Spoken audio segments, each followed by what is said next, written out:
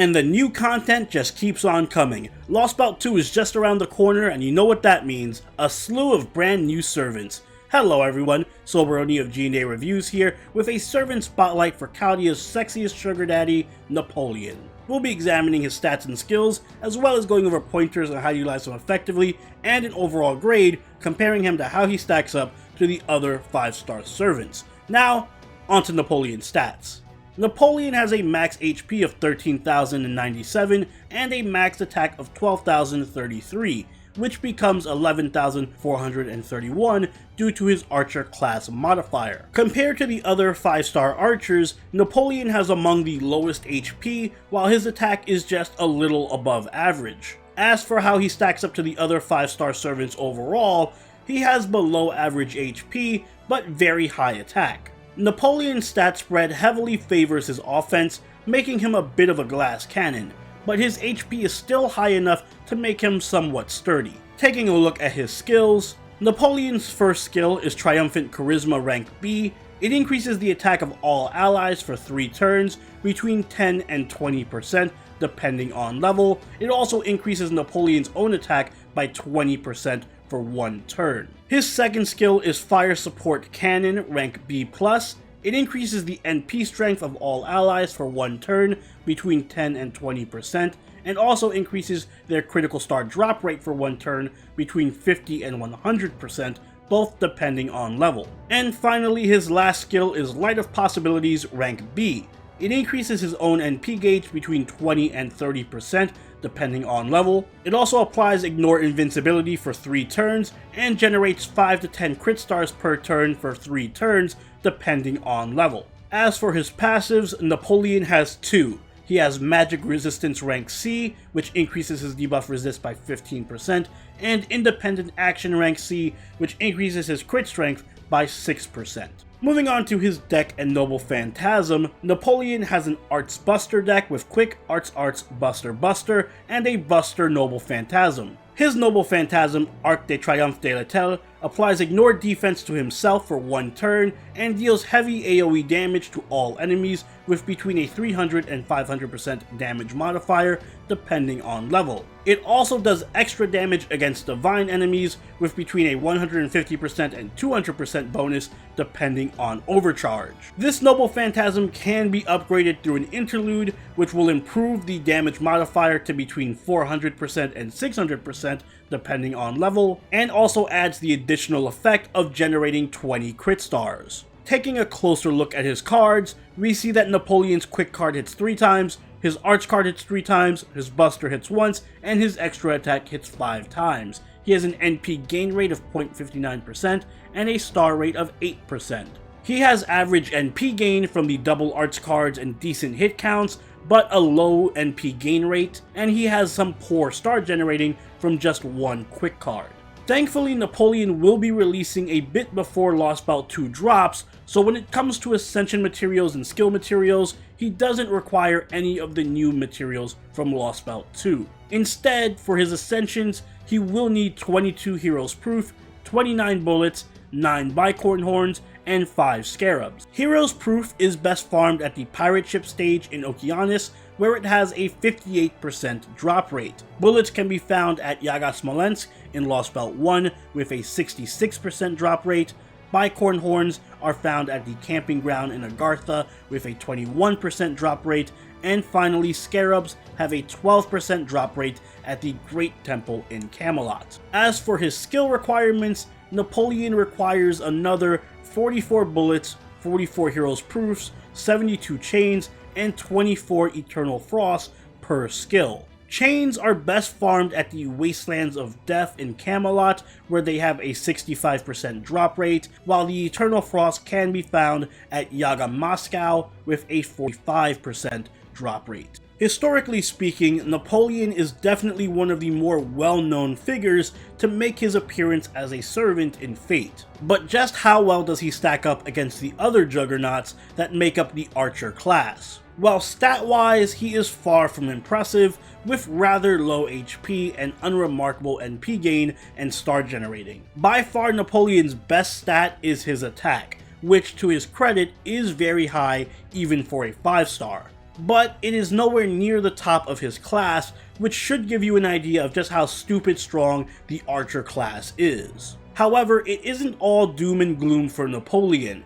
He does have one big advantage, and that comes from his absolutely stacked skill set. Napoleon is a bruiser, and his skills definitely make that known. His first skill, Triumphant Charisma, is an even more powerful version of the standard A-rank Charisma that not only buffs the team's attack by 20%, but also buffs Napoleon's own attack by an additional 20% for one turn. Basically, this is a party-wide support skill that has the added benefit of being a super steroid for Napoleon himself for one turn, giving him access to some very good burst damage as well as consistently good DPS on all of his cards. The buffing doesn't stop there though. Napoleon also has his second skill, Fire Support. This is essentially an even better version of Tactics that not only gives decent NP damage to the whole team, but also an extremely strong star generating buff as well.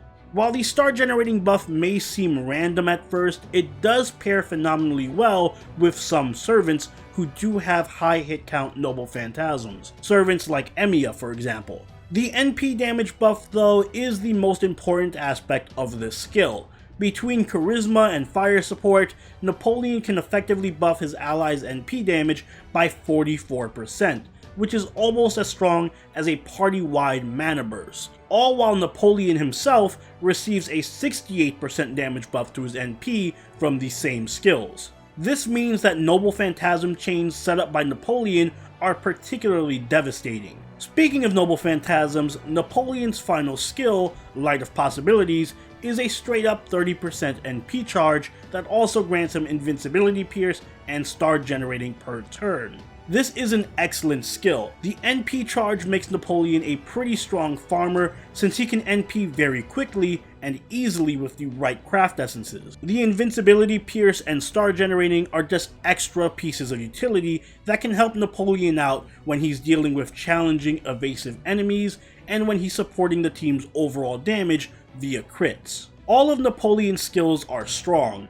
so there is diversity among these skill leveling priorities. If you're planning to use Napoleon purely for DPS or as a semi-support, then go with Charisma first as that is his best damage skill, followed by Fire Support for more damage, and then Light of Possibilities last. However, if you do plan to use Napoleon for any type of farming, then make sure you level Light of Possibilities first for the extra NP charge. Napoleon's Noble Phantasm is an AoE buster attack that ignores defense and deals extra damage against divine enemies. After his interlude, it'll also generate an additional 20 crit stars. Of course, as an AoE Noble Phantasm, it is ideal for farming and mopping up small waves of enemies. But there is much more to this Noble Phantasm than just that. Thanks to Napoleon's high attack and all of his strong buffs, this Noble Phantasm actually does a lot of damage, even for an AoE. And it absolutely destroys divine enemies, where it can even outdamage Gil's Noble Phantasm. And because Napoleon has an Invincibility Pierce skill while his NP ignores defense, his NP is capable of hitting through almost any buff that an enemy can put up, making it excellent for challenge quests and endgame bosses. The stars that the Noble Phantasm generates are also pretty nice for setting up some good damage on the following turn. So yeah, Napoleon is an offensive juggernaut that is also capable of some strong support. He can drastically improve the team's overall DPS, both through his Charisma and Fire Support skills, as well as through surprisingly good star generating from his Noble Phantasm and his Light of Possibilities. It's rare to find this level of party-wide buffing and utility outside of pure supports. But of course, Napoleon himself is also a surprisingly strong DPS, packing both high attack and incredibly strong steroids that bolster his NP damage to very high levels. His Noble Phantasm Overcharge also makes him one of the best anti-divine servants in all of FGO, as he outdamages practically all the other AoE archers when up against divine enemies. But even outside of his Noble Phantasm, his high attack stat, good uptime on his damage buffs, and constant star generating make his face cards very strong as well. So Napoleon is never lacking in damage. Napoleon also makes for one hell of a good and reliable farmer due to his NP charge skill. As far as weaknesses go, Napoleon's one major flaw is that he is a bit too aggressive. His low HP coupled with the lack of any defensive skills or utility make him a more fragile target, and because of the nature of his skills, he typically works best when he's paired with other DPS servants, which means that there is little room for defensive supports if you want to fully utilize his skill set.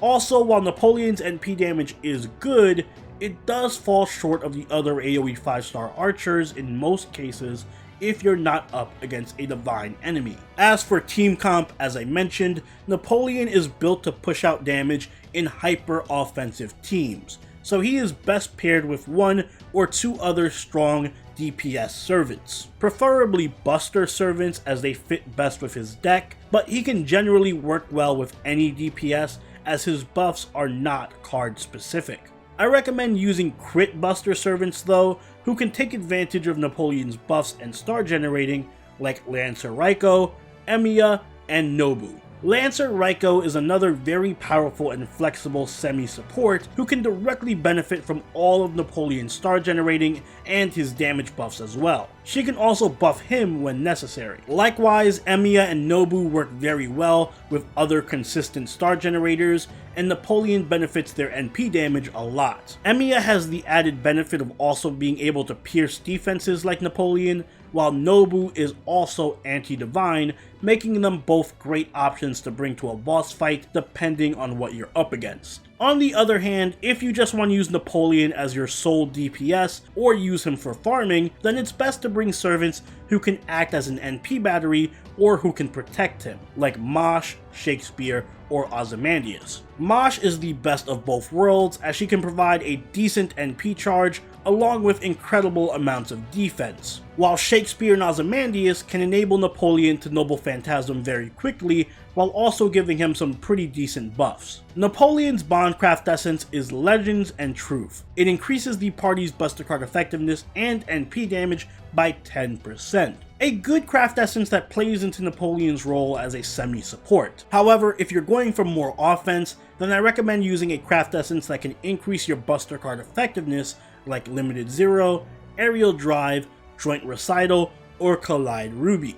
Limited Zero and Collide Ruby are best for more consistent damage, while Aerial Drive is excellent for farming, and Joint Recital is best if you want to benefit more from crits. If on the other hand you want to stick to using Napoleon in a more supportive role, then craft essences that generate crit stars are best, like 2030, Maiden Leading Chaldea, and His Rightful Place, all depending on whether you want more consistent star generating, more damage, or a quick Noble Phantasm, respectively. In the future, I do recommend being on the lookout for Beautiful Dreamer if you happen to miss out on Aerial Drive, as this craft essence also grants 50% NP charge and a Buster buff, which makes it great for farming. Overall, Napoleon is a very strong semi-support archer. His skills can supercharge the team's damage, especially during NP chains. He has many good sources of star generating for supporting more crit-based teams. He is a capable farmer in his own right, and his own DPS is close to top tier thanks to his own damage steroids and his insane buff against divine enemies. However, he does suffer from being overly aggressive,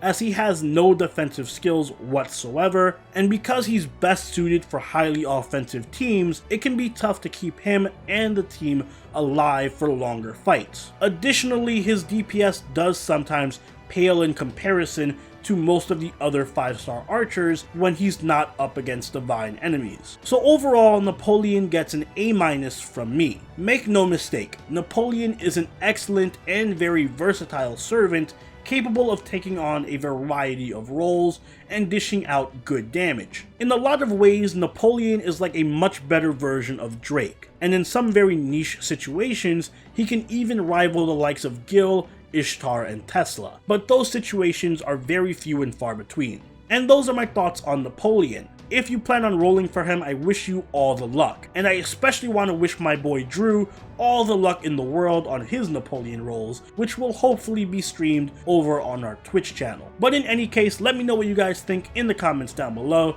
and if you enjoyed this video, don't forget to leave a like and consider subscribing if you really enjoyed the video. Join the party over at our Discord, chill with us on Twitch, and follow us on Twitter. And I'll see you all in the next Servant Spotlight. Soberoni out. Later.